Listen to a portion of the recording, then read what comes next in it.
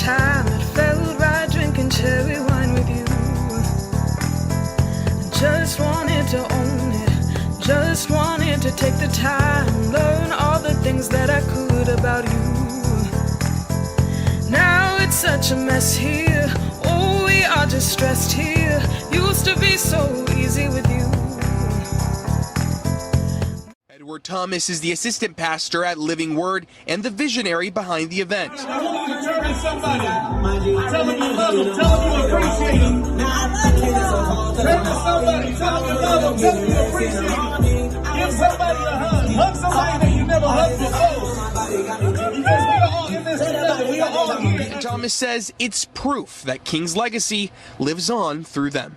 We can take his ideals, we can take his message and apply it to Fresno. Need is welcome. The event is being hosted by the Living Word International Church in Fresno. Everyone has a need, whether it's small, young, middle, old. We want to be a blessing to everyone. Hundreds of kids with new shoes to wear after a massive effort by a Central Fresno church, Living Word International Church. Kids come back with the same exact pair of shoes that they had last year. And we just want to be a big blessing to them and give them a reason to be confident and feel Welcome to Everything Sparkle. I'm so excited to have you on today. So tell us, what are you being honored for coming up? Being honored as one of the top young preachers, pastors, leaders in America this coming June by the Eddie Awards. It's something that was real shocking to me. I thought I was being pranked for so many greats have went before me and been honored for it. So it's a huge honor for myself. And how did they find out about you? Did you get nominated? I got nominated. I didn't even know I was nominated. I've seen the Eddie Awards for years. I've seen all these great young preachers be honored for it. And I got a call and somebody's playing with me. Somebody has to be playing with me. And it was real. And, by the grace of God, it's something that I'm being honored for. So it's definitely an honor and a blessing. I'm just a kid from Fresno, California, trying to make a difference. And gratefully, I've been able to make a difference thus far in my young preaching career. So one of the top 15 in the whole country, right? Yes, ma'am. The 15 are nominated. And then does one person win, or it's like you all get this award? It's like a class of preachers that get honored. So all of us is going to get honored. I'm just excited to be in the same class as them. I'm very humbled, and God's done amazing things. Are you the only one from Fresno that you know of? Yes, I'm. Oh my gosh, what a win for us. That is so exciting. I mean, now that I found out, because I didn't really know what that was, were there other people from Fresno that have made it before, or you don't really know the history? I do know the history. I'm the first one from Fresno ever to be nominated for it and to be honored for it. So it's definitely a huge thing. We have another singer. Because it's actually gospel music that actually puts it out. So we have another singer from Fresno that's being honored for it. Okay, so tell us a little bit more about what it's the Gospel Music Awards puts it out. So do you have to be a gospel singer to be included in the nominations? It's actually the Independent Gospel Music Award. So it's actually people that aren't gospel that's in it. And they all get honored for it, and they have a special part of it where they honor the top preachers in America. So I'm honored. There is another, even though I'm the first preacher from Fresno to be honored with it, there's another singer from Fresno that's in the music category. Oh, that is so cool. Oh my gosh. So tell us a little bit about your history and why you decided to become a pastor. Okay, well, my father is a preacher. I've been in church my whole life. My dad was kind of not doing the right things, and my mom was a church girl in high school. So my mom, my dad was trying to get at my mom, trying to flirt with her, and my mom was like, until you change your life, give your life to the Lord, I'm not talking to you. And she kind of almost gave in for a second. He started calling, and then she started hanging up the phone. And God got a hold of my father. My father went to church, gave his heart to God. And the funny thing, it wasn't even to be with my mom. God just touched him the night that he had went. And long story short, he started preaching, started the church in 1996.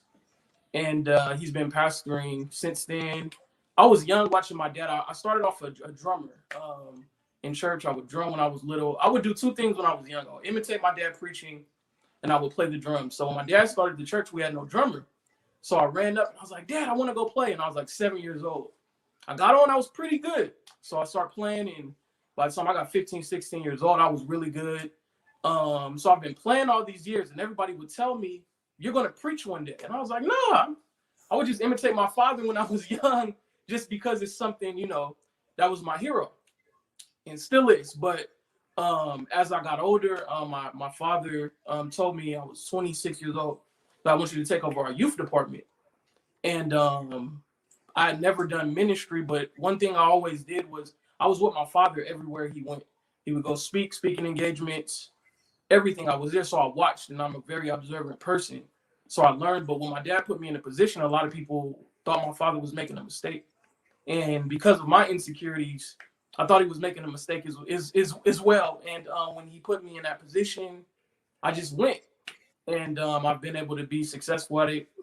Fast forward 3 years ago, I came down with the illness with my throat, where I wasn't able to eat properly. And it was a lot of uncertainty. And from that standpoint, I've been a youth pastor. Soon as I was good enough there was a lot of hospital visits. It's a whole story with that. But as soon as I was good enough, it was like it lit a fire under me. And I was different since then. Everything I've done where I've kind of took off happened since then, the past 3 years. I've done a lot of community events, some community events that's made national news, that's really put our church on the map. And we've been able to help with gun violence and peace and unity events. Our event that we do, giving shoes to kids in the city. And God kind of turned it from there. From there, I became an assistant pastor. And I remember I preached a message, and I told my friend, it was like my fourth message. And I told him, I said, I sucked when I was done. And he had just called me last week, and he's like, remember that message that you preached when you told me that you suck? You don't want to preach no more? That was 2 years ago. And now fast forward 2 years, you're being honored as one of the top in America. I would have never guessed that. But I had a perseverance to keep going and follow the purpose that God put in front of me. So I've been able to do that. It's been a blessing. And all of it is for the glory of God, and to see life change and to make a difference. That's incredible. Okay, so what's the name of this church, and where exactly is it located? We are at name of our church is Living Word International Church. A lot of people remember us from our previous building on Blackstone and Olive, right across from the McDonald's and Rite Aid. Now we're on 5184 North Blythe. And we're actually have been there a few years and doing some amazing things over there. So we've been pastoring all these years. And my father, even before me, he was the one making an impact, and still is. He's a pillar in the valley, has been a pillar in the valley. Him and my mother for years. They were the ones doing community events. They were the ones on the news doing interviews. And I'm just thankful that I've been able to successfully walk in their footsteps. But then at the same time, chart my own path that God put in front of me. That's so cool. So what kind of church is it? Is it considered a specific domination, or is it Well, you know, at Sparkle, our church, we like to say we have some of everybody there. We're non-denomination. We don't judge people. We love everybody. Everybody's welcome. You don't have to dress a certain way to be there. At the root of Jesus's message is love. And if you're not teaching that, then or really if you're not showing that, then it's not Jesus. It's not his message. It's not his way. So we have Presbyterians, Catholics, everybody's there, and we're all there to lift up the name of Jesus and to make a difference in the world and to give love to everyone. So have you baptized some people? Yeah, of course. What's that experience like? How was it like the first time you baptized someone? Well, actually, I haven't baptized anyone yet. I thought you asked me, have I been baptized? My father was baptized. I haven't see, as being a young pastor, I'm checking off my first. I just did my first wedding this past year. Oh, how exciting. Yeah, so but I've been preaching and doing community events and all that. It's just the baptism is one of the only things I haven't done yet. But I look forward to it though. Look forward to it. It's an incredible experience. Right. Did your dad baptize you? Yes, he did. I was 12 years old. I was 12 years old when I got baptized. Oh, that is so exciting. So you have a lot of these community outreach events. You said so one's giving shoes to the homeless, shoes to children. What's the name of that event Well, I worked for Fresno Unified. Right after I got out of high school, I started working for Fresno Unified as a teacher's assistant. And I love shoes at the same time. And kids would always come and compliment, Mr. Thomas, we love your shoes. And like I told you, I'm a very observant person. So I would see children all the time with, maybe the same shoes they had last year. They weren't the same shoes. And so at the same time, I said, what can I do to be a blessing? And it was just a few kids. I brought some of my shoes because I'm a sneakerhead. So I have a lot of shoes. And God has blessed me. If God blesses you with certain things, he blesses you. Obviously, for you can be blessed. God wants you to prosper. God wants you to have nice things. But the main root behind that is for you to bless other people that are in need. And kids at school didn't have shoes, so I just brought a bag. I gave them out. I knew their sizes, and it was thankfully the same size I wore. And I was able to bless those kids. And as I went with my team, came back from a meeting one night, and God said, do an event, giving, because it's not just the kids I saw, but there were many kids in the valley that suffer from the same thing. They have the same shoes from whatever their family's going through, not having the means, the funds, because shoes cost a lot of money. Right. Especially nice shoes, and kids get bullied behind it. They don't have confidence to go make other relationships with kids, or maybe go talk to a girl that they like simply because of the shoes that they have on their feet. I can see that. Yeah. So I started the event, and actually the first one was just going out to group homes, because group home kids really don't have the necessary means that other kids have. So the kind of slogan behind it was to bless them with the best. A lot of kids love Jordans, they love Nikes, they love Adidas, the top NBA players, LeBron, Stephen Curry. So we trotted out to the community. We want to bless them with, we want to get a pair of, I think it was the 100 shoe donation. And our first one was that we went to group homes all around the valley with big bags, just gave them out. How exciting is that to see their expressions when you're giving them shoes? Yes, it was the most amazing thing. Second year, I said, I'm opening it up to the community. And we were able, thankfully, our last one we had the year before COVID was to bless 600 kids with tennis shoes, all nice shoes, Jordans, Converse, Adidas, whatever you name, we had them. We had the community rallied behind us so strong that we were able to be a huge blessing. So this year, with last year, we weren't able to do it because of COVID, obviously school being down. But this year with school going to be coming back, I believe in full force, we want to be an even bigger blessing this year. That is so neat. So how did it get the national attention that you guys have rooted? Was it just that you're the first one to do the let's do the 100 shoe challenge of giving out 100 shoes? Actually, our shoe event isn't the one that got national news. Our Countdown to King event got national news, but our shoe event has got a lot of media all over California and all over the valley. I would think that's contagious, that other people in other towns would want to start that too. Yes. And okay, actually, there were people doing different kinds of events the way we were doing, but we were able to kind of take it to another level and just give everybody shoes. There's no qualifications. You just show up, you're going to get shoes. And even we had it where if we don't have your size, you write down your name. We're going to go out with the funds that were given to us by some people who didn't want to donate shoes. We go take the funds, and we're going to show up to your house with a brand new pair of shoes. So that's so exciting to do that. That's got to be so exciting for a kid to like have that experience. You show up and you bring them new shoes. You deliver it yourself too. I mean, that's also really cool. I'm telling you, if you would see the look on those kids' faces at the last events, I mean, it almost brought tears to my face just seeing all the kids, because they didn't. I think we kind of look at, some people look at shoes, oh, it's just shoes. But it's such a big thing to them. And just us being able to give somebody some joy, this is going to make a big difference. Like, that's going to be such a confidence booster when those kids go back to school. And just being a vessel, being able to have God use us, it's been amazing. So what is the event that got the national attention? What was it called? Countdown to King. Countdown King. Okay, so what's that? It was an MLK event. I came off of my Kick It Outreach event, and a few city leaders came. Have you ever done anything for? Because before that, I did a peace and unity event about gun violence, and really bringing attention to that and wanting to see that in. And after that, a few community leaders came up to me and was like, have you ever thought about doing anything for Martin Luther King Day? And I was like, yeah. I was actually talking with my team. We want to plan something. We met with a few city leaders, a few city officials, and they gave me resources behind my vision. So I walked out of that meeting with the plan of an event we were going to do. And I left that event, and the easiest way to tell you is on my way home, I'm going to pick up my daughter. God stopped me in the car and spoke to me and said, "Countdown to King." And God revealed it to me, gave me a whole vision behind it. I called my city friends, told them, "I got something else that I have to do. I have to be obedient with this."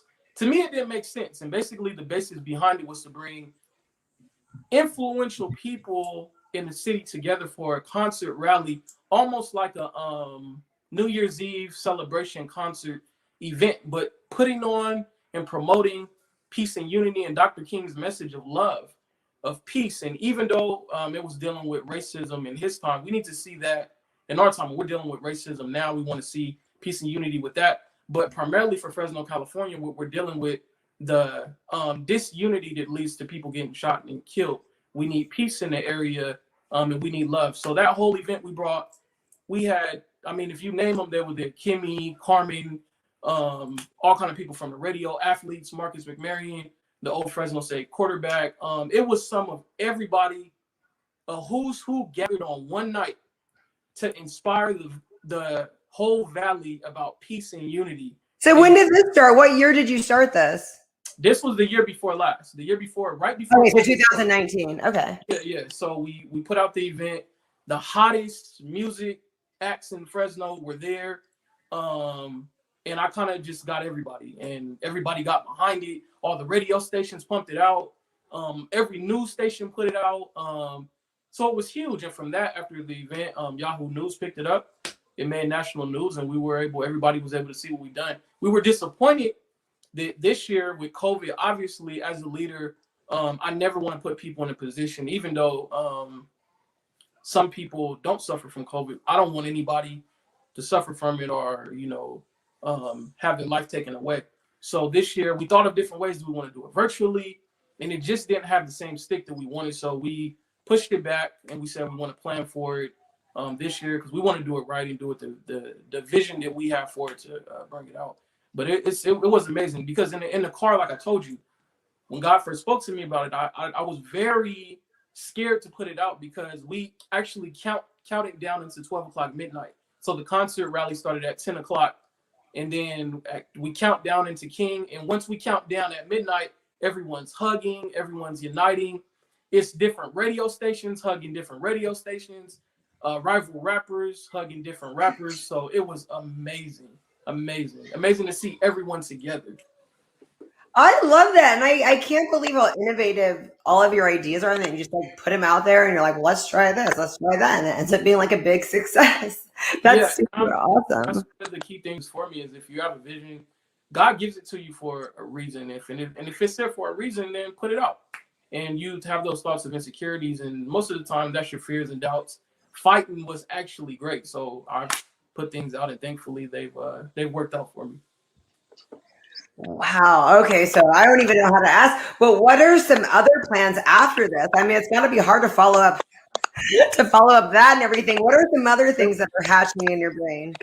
Everyone tells me that. Everyone tells me, I get it all the time. Like, how are you going to top yourself? And it's not really about topping myself. I mean, I just know that I'm walking and following the purpose of God.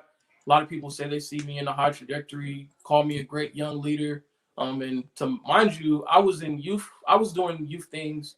The previous, I've been serving as a leader in the church for the past 6 years, but 3 years after I got sick is once everything changed. I put out the community events, but other events we do with young couples because a lot of times in the church, young couples are shunned, but young couples are something that happens. I met my wife when I was 15 years old, so young couples need to learn the right way to have a relationship and do it the right way. Love your girl. If that's what God's giving you, and to just be respectful to females. So we do events with that. I try to cover everything. We do basketball tournaments, huge, where we bring all the basketball teams as far as churches together in any community event. But a lot of people always ask me, like I said, Sparkle, how am I going to top myself? And I just look at it as God's going to give me another idea. And one thing about me is I love consistency. So everything that I've done it's Countdown to King. We'll be back. We're on our third Kick It Outreach. We're on our sixth Love Dinner where we do with the young people and the youth. We're on our fourth basketball tournament. So we're on our sixth summer youth service that we do every summer. So everything greatness is bred in consistency. So I love being consistent. I never want to be a one-hit wonder or a one-hit, because I feel like the number one, I'm doing it for God, and God deserves the best. He doesn't deserve anything thrown together or just, okay, that was one time. God wants things greater. And everything I do, I always want to see it greater. My mind is always like, okay, how is this going to be greater? I'm always in the middle of events or middle of a sermon. How is my next one going to be even greater? So I always want to be greater, be consistent.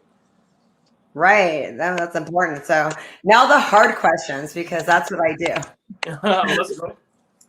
Okay, so I'm sure you get this a lot too, because you're serving to a lot of underprivileged kids as well, and people, and a lot of underprivileged youth. So what do you get when they come at you with like, well, you're a pastor's kid, you don't even know, what life is like, you don't have hardships, you don't have this and that. Like, what do you know?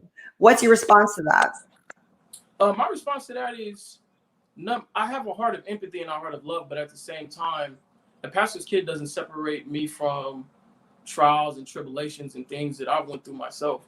I was a kid in high school where I wasn't the baddest kid in the world, but I got in high school and I was just focused on the wrong thing. And my dad was very strict with me, and he would tell me like, yo, if you're not doing your work and your grades aren't together, I'm gonna put you on home studies. And I got to Bullard High my first year, and I got a lot of attention from girls. And that's what I would go to school like, okay, I'm going to school to flirt. I'm going to school to, do this and that. And in the class, I was always a class clown. Everybody loved me. So the attention of it my freshman year went to that. And on my birthday, my dad went and he checked my grades, and he was like, yo, I got in the car. He was like, I'm putting you on home studies. And I thought he was joking, but it was actually the best thing that happened to me. It put a lot behind me, and just it was his way. I didn't understand it at the time, but it was something that he had to do, because I wasn't focused. I wasn't focused at all. So kids, I tell them I've been through certain things. Being a preacher or a pastor, I'm not perfect. Even now today, I'm not perfect. I make mistakes. I sin. I ask God for forgiveness. It doesn't put me on a plateau where I can't reach other people. I love to be transparent with people and let them know I'm no different than you. I'm just someone that God is using in this way. God might use you as a basketball player, a doctor, a lawyer, someone influential like you, Sparkle, in the Valley doing amazing things. It doesn't matter. We're all the same. I'm just someone that's called to lead people and to make a difference. So I see what people have been through, and I try to use my empathy and love to reach them. Oh, that's great. And so you knew a lot of the pastors that I said that we had interviewed on this show. How do you guys have like annual events where you get together and you hang out and you guys kind of motivate each other? And also, who's like one of the pastors that in the Valley that influenced you that you'll go to for advice besides your dad, like somebody else that you like to, that kind of mentors you? I have a few friends in the Valley.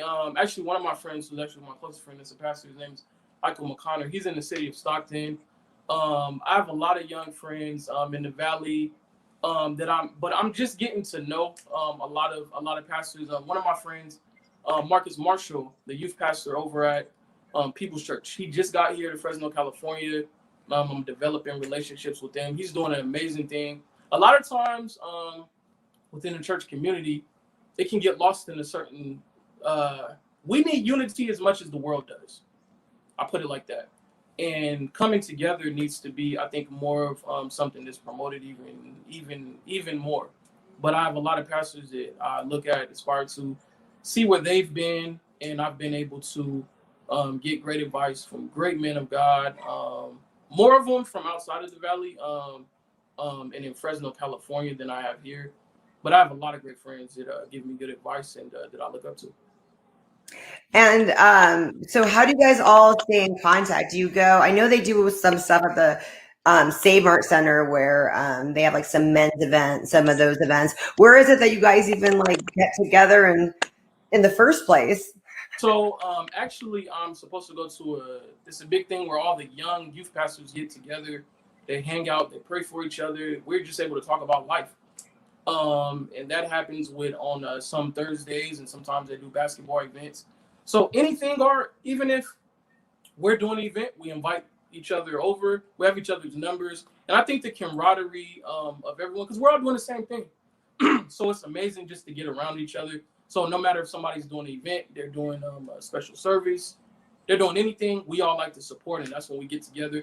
And some of us that are really good friends, we are talking all the time. But it's amazing. I always like to say that even though I'm non-denominational and you might be Baptist, another person might be Kojic, when we get to heaven, it's not going to be your church over there, my church over there. We're all going to be together. So I like to push that, and really think we need to see more of it, because that's how it's going to be. Because when you get in your different denominations, at times it can become like almost rival teams, and it's not supposed to be like that at all.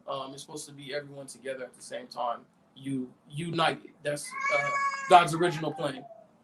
That's great, and I love that you guys do get together and do that. I mean, I'm so glad that there's not a division where you can call somebody at church and be like, I'm from this church. How's it going? You guys pray for each other. I think that's cool that you guys are doing that. It's really it's really a great thing, because that's how we're supposed to be. We're supposed to be different than people that you have people that rivals that do different things. We're not supposed to look at each other like that. We're all making a difference. Same goal, same vision. It might be a different denomination, but we're doing the same thing. So I also want to ask you, and this is going to probably be hard to narrow down because you probably have a lot of stories. What's one of the best stories that you've really seen of turning someone's life around, like in your youth area? Like, did you have a gang kid that like completely turned your life around? Tell us like a really good story that you have. I had a kid. It was probably my first or second year working in ministry, and this is really where the passion was already there, but once you really see a life changed, it kind of takes it to a whole nother level. But I had a kid who did not like going to church. He did not. Actually, I met him through when I was working for Fresno Unified, and I invited him to church. He came one time, but I was able to keep mentoring him, and to see he's actually, at the time, he was a senior in high school. I was 18 years old working for Bullard High. So now he's older. So seeing the things that he's doing now, seeing him change his life, doing a complete 360, and knowing that I had a part in that, made me understand my purpose and made me understand that my purpose is to change lives. It's not about me. Yes, I, might get attention, media wise, or people saying great things about me. But the reason behind what I do and what I try to never get caught up, no matter if I'm being awarded in Florida next month or whatever, that's all great. But behind what I do is the purpose, and that's changing lives. And when I saw that kid, and really kids, young people, whenever I preach a sermon or someone writes me, pastor, that changed my life, or that changed me. I was going through something. I was facing something. That's one of the most amazing things that is amazing, that I'm able to change a life. Trying to see what I was doing. Oh, you should have brought her on. Oh, actually, can I? Yeah, bring your daughter on. Okay, cool. What's that? Hello, who do we have here? So this is my daughter. Her name is Sorrel Brooklyn. Today's her birthday. So she's 2 years old. 2 years old? What a cutie. Say hi. What's going on for the big day? Oh, we're just going to be doing some hanging out, cake. The usual, and then we're going to celebrate this weekend. How exciting. Well, happy birthday. Thank you. How many children do you have? I have two. I have a son that is 8 years old. He just turned 8, and my daughter's 2 years old. Oh, wow. How exciting. So, well, thank you so much for coming on my show. I'm excited to see everything you're doing. When is that event that we can watch it, right? When you go to Florida, can we watch it? Yes, it's actually going to be broadcasted live on the Impact Network. So if you don't have the Impact Network, on your channel, you can stream it live on the internet. But it's usually on most cable networks, one of the gospel networks, for sure. I can't wait, and I wish you the best of luck. We're gonna watch everything that happens. We're gonna follow. Everyone needs to follow you on Instagram. That's your IG is just Pastor Edward D. Thomas, right? Yes. I follow. I thought that's what it was. We're gonna follow you, and we're gonna keep up with what you're doing, and hopefully we all back you on your events. When you need our help, just tell us. If you need us to donate shoes for the upcoming event, just please post it, and we'll be there. I will, and thank you so much, Sparkle. You do an amazing job with everything you do in the Valley. Definitely look up and inspire to what you're doing, and just how you're putting people out there. It is amazing. So thank you. I'm honored to be on, and you guys keep on doing what you're doing here at Everything the Sparkle Show. Thanks so much. You're welcome.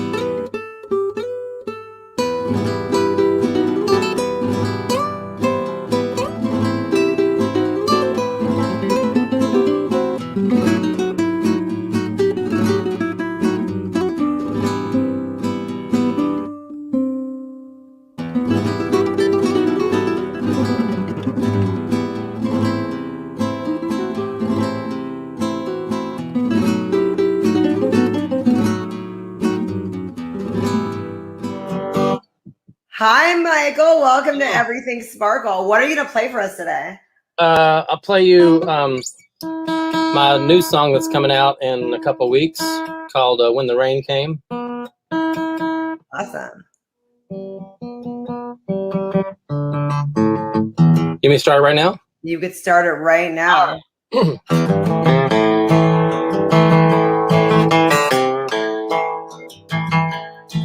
When the bank is trying to take your land, not much you can do. Just break the ground and break your back, try to see it through. Well, he locked the door and hung up the phone. Felt just like a slave. That all changed when the rain came. Yeah, that all changed when the rain came.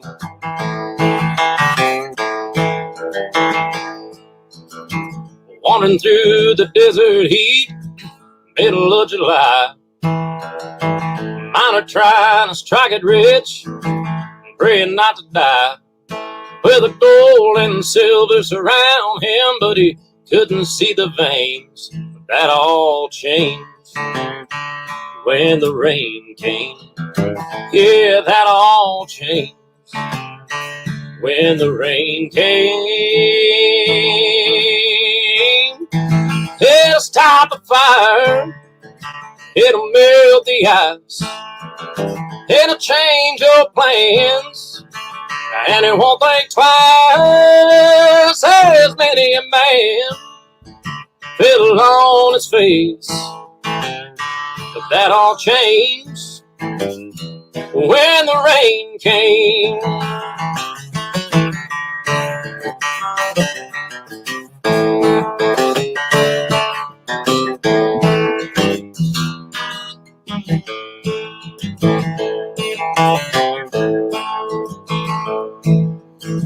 Noah was a man of God, clinging to the word. He heard a voice up in the sky, said it's time to flood the earth.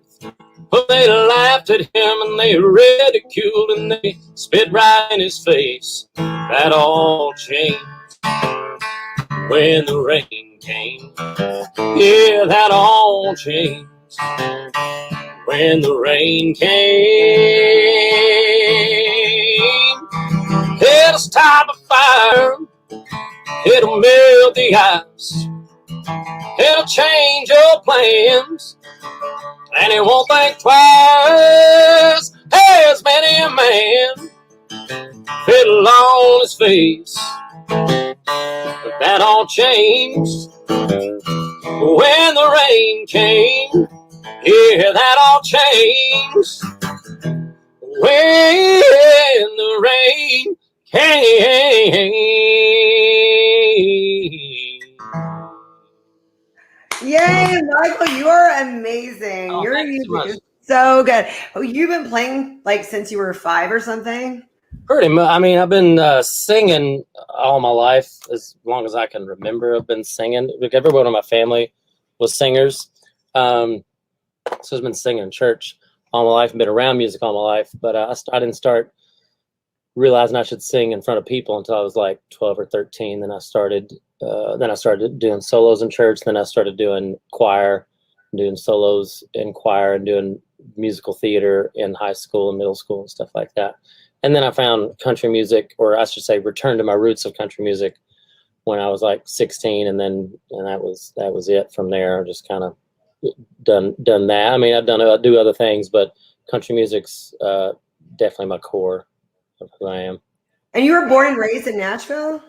No, Bowling Green, Kentucky, just like 45 minutes north of Nashville. Oh, but you go back to Nashville a lot, and you have like a big Nashville kind of following.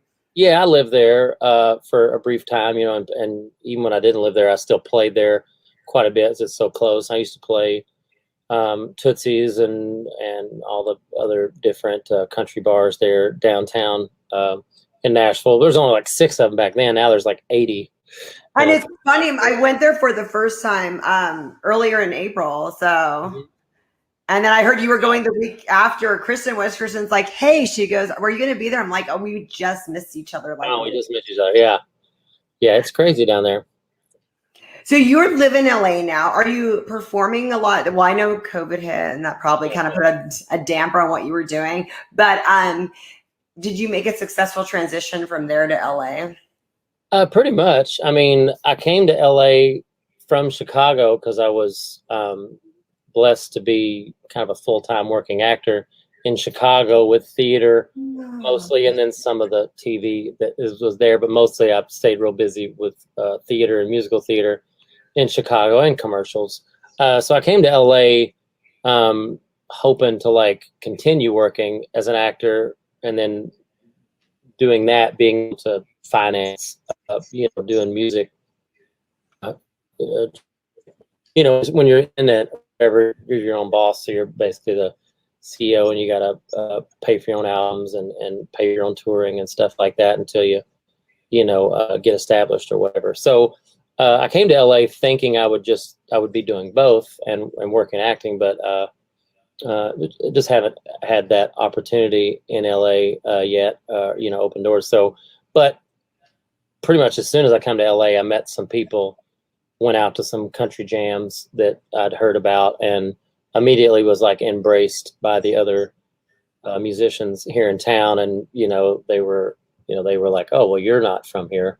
You're so they're like, oh, you might be real country, as much twang as you got in your voice. So I was very blessed that pretty much as soon as I came here and started put together a band, I was doing really well at getting in all the venues and playing and kind of establishing myself and getting everybody know who I am, and put together a real good band. I just finished this new album. I haven't done a new album since 2015, so I was overdue to put out a whole brand new album. So we got it finished, and we got the second single coming out, and later this year we'll release the whole album after we release a few more singles. From that album, when you just sing? This will be on the eventual album that comes out. So the band performs behind you typically. Oh yeah. The band. I usually play with my band here locally, and when I tour and stuff. Sometimes I do, songwriter shows or solo shows, but for the most part, I like to have my band, because there's a whole element of like the honky tonk, the loud guitars, and right. That to me, that I feel like that's part of the sound. I mean, I can, obviously I can do acoustic thing too, but that feels more like singer-songwriter, and you're kind of just highlighting the songwriting itself. But I really like to bring it all to life with with my band and have the whole honky tonk experience, as I would say. So I'm getting from you now that pretty much you're more succeeding as a musician than an actor. Are you even acting anymore, or?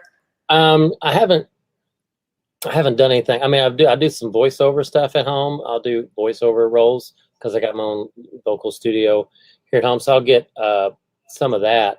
When I first moved to LA, I was doing, because I did improv comedy in Chicago and was real successful with it there. You're probably really well trained. I've heard some of the best come from Chicago. I know you guys have great training over there. They really do. I mean, not to just brag on Chicago, or not to slight LA, but the improv scene and the improv training, or at least it was when I was there in Chicago, nothing, nowhere else comes close to it. You're just the community of improvisers and the history of the pedigree and the teachers that are in Chicago. Cause I mean, that's where it all started. So I guess it's just, it's really holding strong there, or it was when I was there. So I was real blessed to do that and come to LA. I mean, there's groundlings in LA and it's really great as well, but the community of improvisers in LA doesn't hold a candle to Chicago. Chicago, it's a very big community of people doing it. Cause I mean, most people in LA are doing improv, but they're actors, Right. There's a lot of people, like 90% of the people doing improv in Chicago are not trying to do theater or television. They're just dedicated to improv. So it's a big community of improv nerds, that want to do it all. And so you support each other and you get better off of each other. But I was blessed to do that. And then I got in like a Broadway sit down show that was in Chicago and did that for like 2 years. And I did a couple other big productions in Chicago. And then when I came here, I started doing groundlings, just kind of get my toe in the water. And then I did a big production of Memphis, the musical in Long Beach for musical Theater West in Long Beach. And they do phenomenal, like big budget Broadway type show productions there. I mean, we had most of the people that were on Broadway in Memphis that came and assistant directed and danced and everything else in the show. So I got the lead in that Memphis musical, and that's probably the best musical or it's the best role, and it's the best musical I've ever done as far as me getting to be out front. And it's very challenging because in that show, I'm singing, dancing, drama, comedy, like 7 days a week. Huh? Yeah, it's like it's a big role. And I did the role was Huey in that production, and it's a 2 hour and 20 minute show, and I'm only not on stage for like 6 minutes of it. So it was like a lot of work, which I loved it, but it was great because it was other Broadway shows have done, it's an ensemble thing. But this one is like, okay, I got the whole thing is on my back. I've got to really bring it, or I let the rest of the cast down, so it was really, it was a great show. I would have loved to have done that show for like years on end, even though it was just a 3-week run, there at the Carpenter Center in Long Beach, but it was so much fun. But that's the only thing I've done, a grandiose here in LA was that. And I've just, been trying to get my foot in the door with an agent and stuff. And it's just a different ball game in LA. Like all my Chicago credits don't mean nothing when you come to LA. It's, I mean, that's just the way it is. They want to know what you've done here and the network and connecting or whatever. So it's a different struggle, but I'm not worried about it.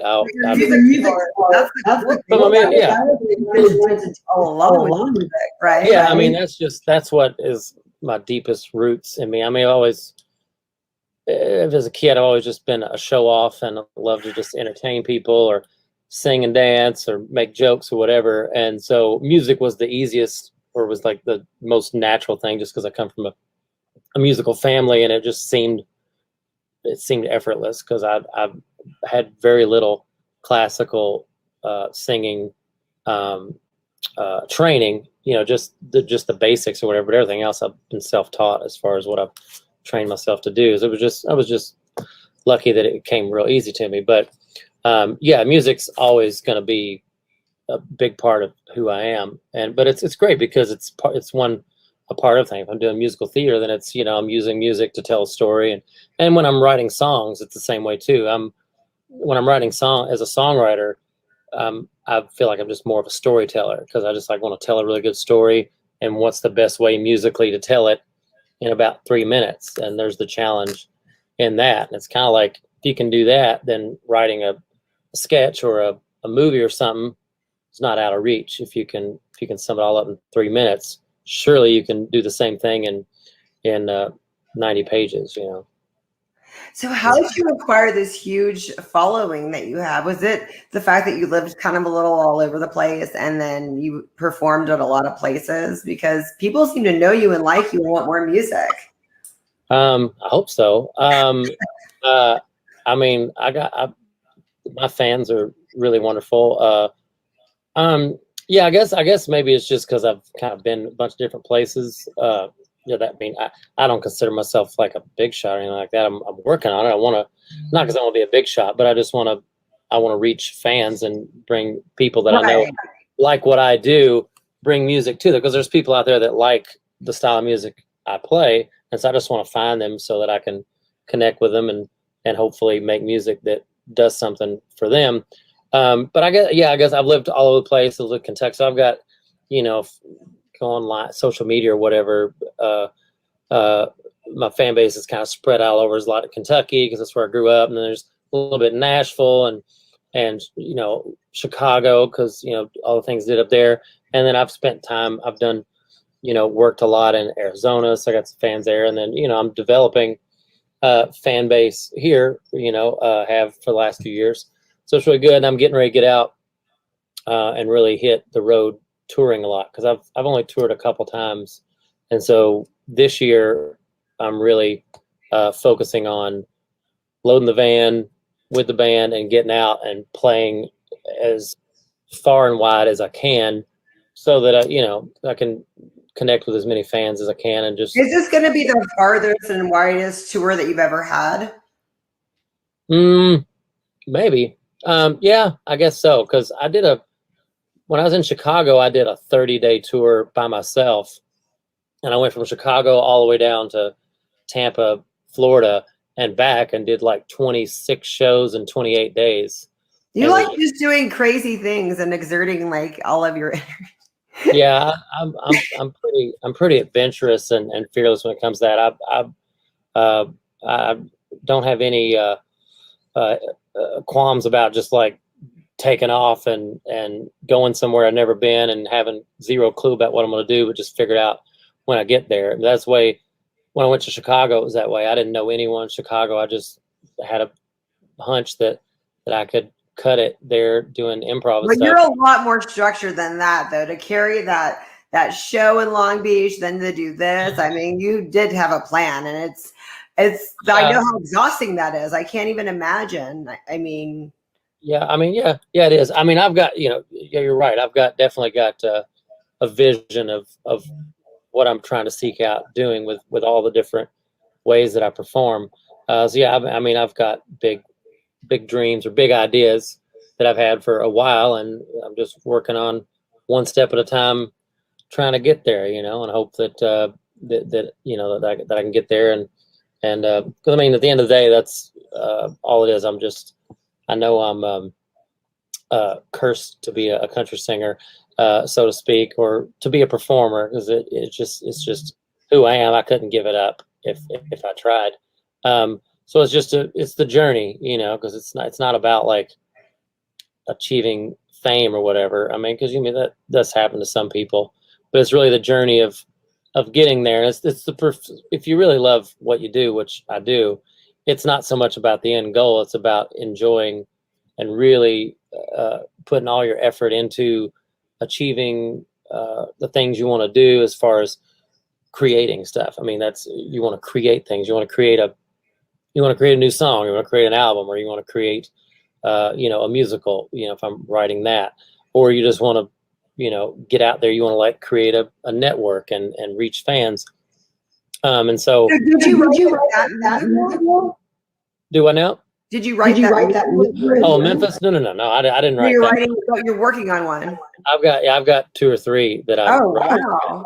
Yeah, your talent is all over the place. You go from writing songs to writing musicals, and that's completely different. I'm very ambitious. Yeah, I'm very ambitious. Yeah, I've got a cowboy musical that I'm writing that I've been writing for a few years. That's like a tribute to like 1940s, 50s cowboy movies and television. It's kind of like a homage to like Gene Autry and Roy Rogers and those guys. Oh, So it's a stage musical, but it's kind of done like the old the B cowboy western movies where the short movies the kids would go to the theater every Saturday morning and watch Gene Autry and Roy Rogers. So I'm like doing a homage. It's kind of like paying respect to that, and it's like a story with kind of like old school throwback values and kind of a nostalgia piece. So I'm doing that one. That's the one I love that. I feel like we miss that a lot now, and I love seeing stuff like that. So I'll keep an eye out for that.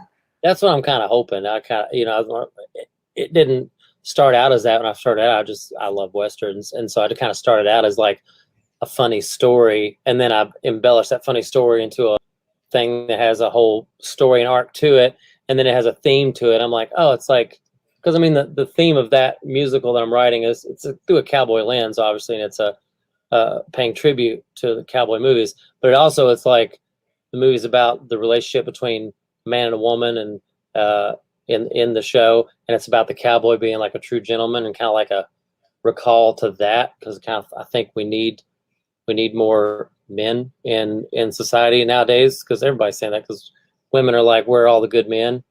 And that's a problem we do have. And so the show's kind of like that, of like, hey, men, step up and be a true cowboy. Because one of the songs in the show is called "It Takes a True Cowboy to Win a Lady," and it's like, it talks about like how you gotta, if you want a lady, you gotta be a man. You can't just think you're gonna get a lady and be a boy. Right. So you're yeah. writing music for your album and for the musical. Yeah. Was it hard to switch hats like that, to be like, well, should I put this on the album, or should I put this in the musical, or everything was just more focused on the musical that was relevant to that story? It's more focused on the musical of that, because the way I write the musical is I've got a few ideas. I mean, I've got the story arc. I've got that all written up here. I've written a treatment and everything for it. But as I go through and write it from beginning to end with the dialogue and everything, when I'm writing a scene, when I get to that scene and it reaches a climax of that scene, then it's like, okay, what kind of song would break out right now in a musical? What kind of song sums up this scene and moves the story along? So then I would kind of write the song on the spot as I'm writing it, because the way I want to go about writing a musical is the way I think it works. If you got the storyline, then you want to like organically write the story, and then as you're writing it, you sense what type of song is needed in that moment that moves the story along, and then you do that and you go along, and that way it kind of, because as long as you know your starting point, it's kind of a wonderful thing. You're doing it, and it starts revealing itself before you don't think up every song that's going to be musical beforehand, but as you're writing it, you're like, you sense like, oh, here's a variety number, or here's the duet between the love couple or whatever. Here's where this climactic thing happens, and we need a song that sums that up or shows the character's emotion in that thing. So I write the musical kind of linearly in that way. As I write the show out and try and bring it to life with the dialogue, then all of a sudden I get a sense of what song is needed, and then I'll sit down and I'll write the song and try and have it move the story along as best I can. I've already got some ideas even before I get into the page, because I've got the whole treatment of the thing. I've got like an idea of when it comes to that point in the show of what the song will kind of be there, but I don't want to like totally flesh that out and then be forced to route everything to that. I kind of want the story to flow, and then when I get there, it'll unveil itself as that. Because I feel like if I have the roadblocks already set up, then I'm forced to go here, as opposed to like letting the story unfold organically. Because I just feel like that works better, and it doesn't seem forced, or it doesn't seem pushed in a certain way. I don't like checkmark things. You know, that's kind of Right. in our Yeah. society. It's like, yeah, did you fit this check mark? You fit this check mark? It's like, I don't like that. I like things to be what they are, and then you go back and look at it and you go, oh, it does fit in this category, it does fit in this category, but the story should be the main priority when you're telling a story, not like, well, I want to tell a story, but I kind of want to reach this audience, or I kind of Yeah, want to that's a lot of it. Then you kind of lose focus when people start doing yeah, that. because you're trying to appease everyone on the board as opposed to appease the story. The story is the main is the sacred thing. When you're telling a story, the story is sacred. Everything else, you know, it's like they say with writing, like, don't be afraid to kill your darlings, because sometimes you might have an idea for something, but then when you get there, you're like, oh, I really want to jam this joke in, or I really want to jam this Yeah, and then it thing just in. But if I do it, it's gonna sacrifice the story. And you're like, no, you got to do what's best for the story, and because that's the most important thing. Because it doesn't matter if you go see a good movie and there's a few funny scenes in there, but if the rest of the movie doesn't fit with it, it doesn't really matter. Because it doesn't make sense. that point's Michael, watch the bad what do you Yeah. think about country music now and the way it's changed a lot? Because you're a real country musician. You sing real country. What do you think about how a lot of things became kind of popified? And what are your thoughts? Well, I mean, I don't like it for at all. Clearly, I don't like what you hear on mainstream country radio nowadays, with the exception of a few things that break through. You know, there's like Chris Stapleton, and there's, you know, some other artists that'll have a like a country song. It'll be like Carrie Underwood or maybe Miranda Lambert, or somebody will squeeze a song through that like is the essence of country music. But for the most part, what Nashville's doing nowadays is and that's their choice to do it, but they've kind of abandoned country music. You know, they're like, Nashville's like, we're going to try and be more mainstream. We're going to try and be more pop. And that's fine. There's nothing wrong with that, because I like all kinds of music. And as most people do, hardly nobody likes just one genre of music. I like all kinds of music. And I don't care what, how the genre of Nashville goes. If Nashville just becomes the next pop, if it takes over for LA and it just becomes the pop center, that's fine. That's cool. And I got no problem with that, because like, more power to everyone that's making great music, whatever genre it's in. I just, as someone who loves country music, I don't like it when you try and like take it from that. You're going, well, here's a country song. You're like, no, that's like a Little Nas song. That's like a 50 Cent if he had a cowboy hat song. That is not, you know, and that's great. And I hear this a lot, though. You know, you're not the only one to say that. I think the same way as well. And I feel like a lot of people are thinking this, but yet people are still kind of converting to that kind. So you're like, you and your band are you guys are sticking to your kind of country, right? To making sure that it stays. Yeah, that's all I'm going to do. Because it's, you know, and I think a lot of people, I think everyone should be that way, should be authentic. You got to like have what you believe in and what you to be true. And a lot of people give that up. They, you know, for the promise of fame or the promise of being open. Like, oh, you got to do this. And you're like, that's not what I'm going to do. So your guys are sticking to your guns. Yeah. Because I foolishly, when I was a little bit younger, you know, I tried to like, even though I always knew my roots, I tried to like, well, I'll try and do this a little bit different, that whole thing. And I realized real quick, it's like, well, no, because even if you did that, you did something that isn't who you are, and it opened the door. Doesn't come up as good either, huh? Yeah. Well, it's like, what do you want to be miserable, and you want to live with that? You know, you want to be stuck being that. I mean, what if you're an artist and they bring you the Macarena and you're like, oh, I hate this thing. I hate Macarena. But then you do it and it explodes and it's a huge hit. And now the rest of your life, you got to go around and sing a song you don't like, or whatever song it would be.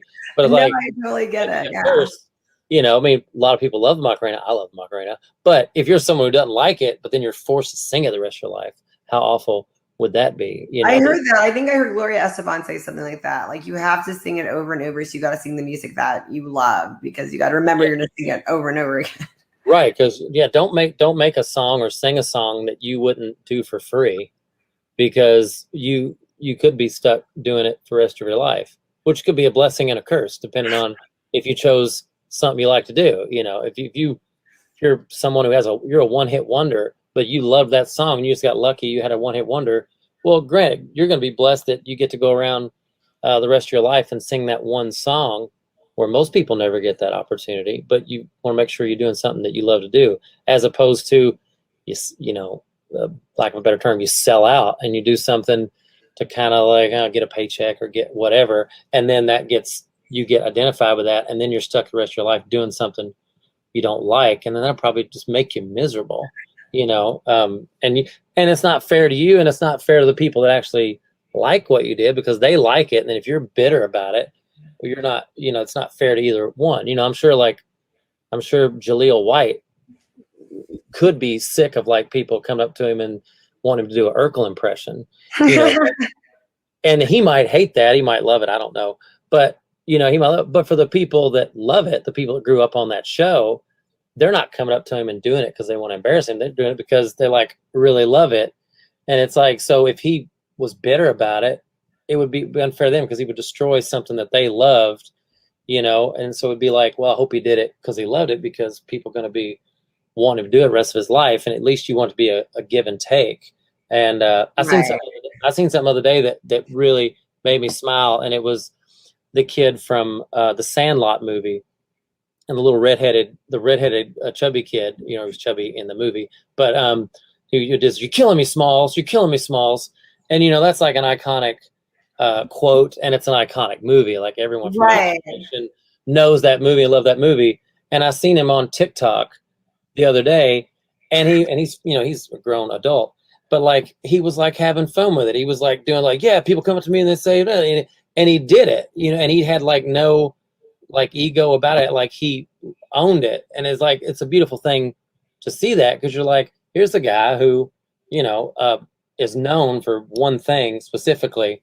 And instead of, some people could be bitter and be like, oh, I don't want to be just, you know, like he embraces it.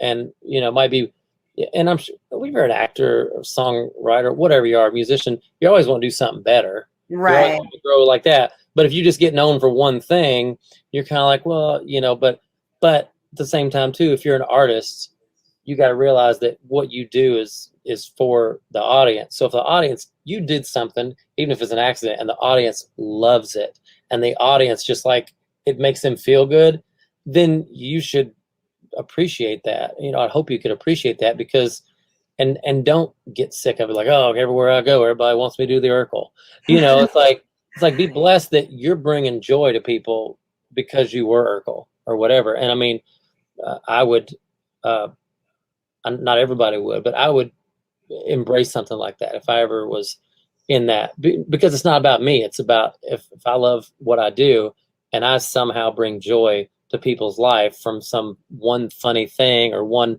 powerful song I did one time, if it made a difference to them, then I'd want to embrace that. I wouldn't want to be bitter or, you know, prideful or egotistical or something about that. I mean, it's understandable to be that way because we're human beings and we don't like being pigeonholed. But at the same time too, you got to just humbly remember, like, it's a blessing that you got to do that thing, and it's a blessing that it meant something to somebody else. And that's all we can do on this earth, in this life, is serve each other, you know. Have you ever looked up to a musician that you found out was a fan of yours? I have not been that. I'm trying to think. Maybe I have. I think you have, if you think hard enough. I can't. Well, I mean, I've got such big heroes, and most of them, all of them, I've never met. So if I like met Alan Jackson, or he heard one of my songs and he loved one of my songs, I'd be thrilled by that. A lot of my heroes are not with us anymore, but there's a lot of people that I love that are. I will say, you're right. I will say, I just thought of one.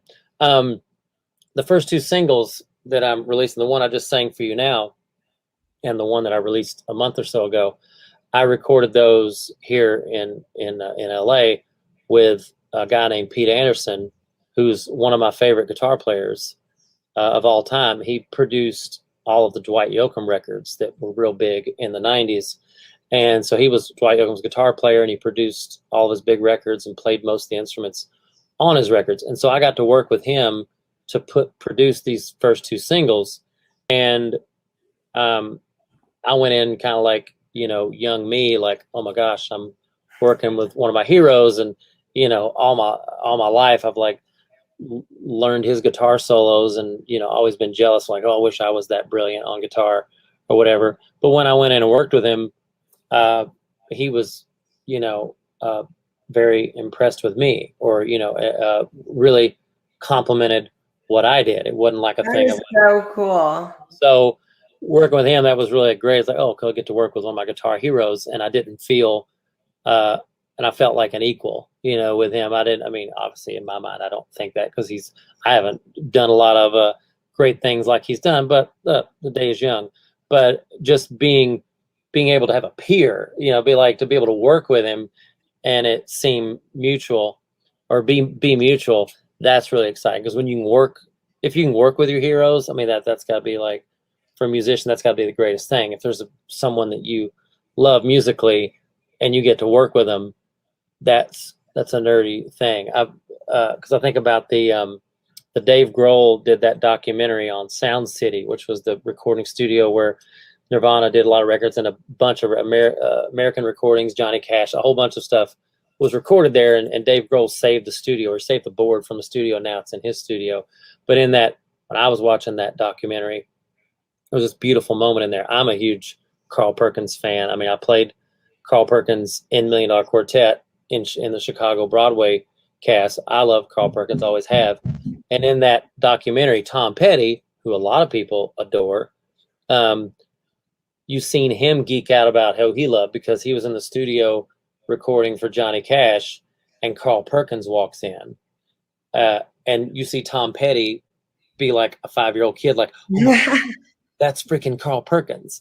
So most people be like, but you're Tom Petty. But then you see Tom Petty going, yeah, but this is my hero. Right. And him getting to work with it. And it's always great seeing that, when you see like someone who's a big shot, but then you see them geek out about working with someone that they grew up idolizing or whatever. And I think that has to be for any musician or actor, or any art form or whatever. Right. If you get to like work with your heroes, someone that inspired you to do the art you do, and then you get to work with them, that's got to be like, be like a kid in a candy store. And I know it was for me working on these 2 singles, and I hope that I get to work with more of the people that influenced me and that I worked with over the years, because I know I really enjoy that, just to be collaborating with them. Michael, thank you so much for coming on my show. I can't wait to hear this next album. So we're going to follow you on Instagram, Facebook. Yeah. Where's the best place to follow you?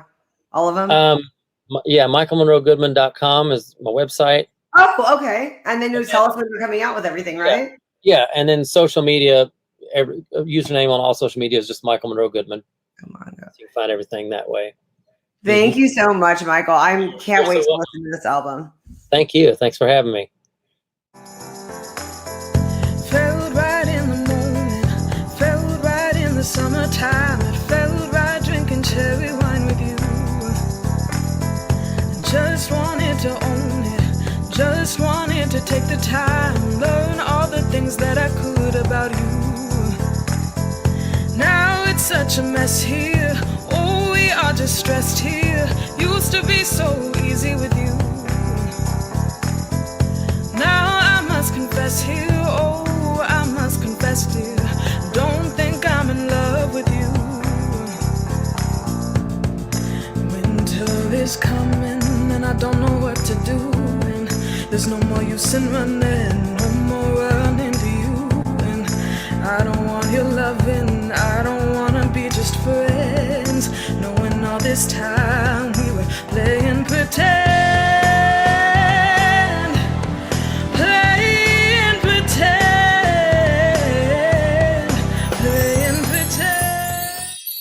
It's a mystery.